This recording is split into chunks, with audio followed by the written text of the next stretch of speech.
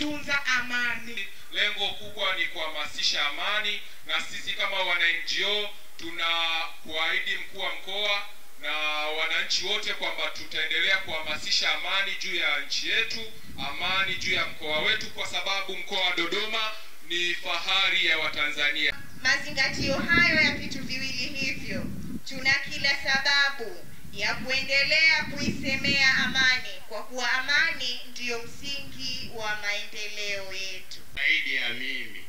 Kwa hiyo nawaomba vijana mtuige na muwe na amani kama inavyozungumzwa, maana amani imeongelewa sana. Ni ya Mama Samia Suluhu Hassan kuhakikisha kwamba nchi yetu na mkoa wetu kwa ujumla unakuwa ni mkoa wa amani, wa kuigwa na wa mfano. Haki, wajibu kwa ajili ya kuitetea, kuilinda na kuithamini. Tanzania ni yetu, tuipende, tudumishe amani yetu. Pongeza sana, na ni rai yetu muendelee kufanya hivyo. Muendelee kuiweka nchi yetu katika mikono ya Mwenyezi Mungu. Muendelee kufanya mapepo yale mabaya yanayopenda machafuko na vita na kutumika, na nimetumia makusudi msamiati huo, kutumika. Wakumbuke ya kwamba baadhi yao ambao wanawataka watumike kuvuruga nchi yetu hawakuwahi kutupenda wa Afrika tukiwa katika mazingira ya utulivu.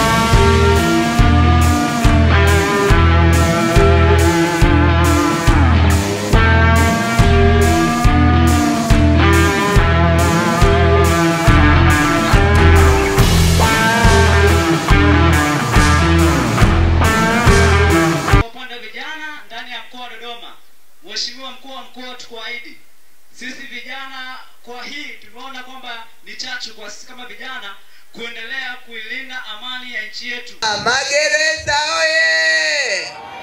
Magereza wi! Mejiandikisha. Bwana Yesu asifiwe. Asalamu alaikum. Tumsifu Yesu Kristo. Kinywa, mdomo unaweza kupoteza amani, kwa sababu maneno mengine yanampa mwenzako hasira, yanampa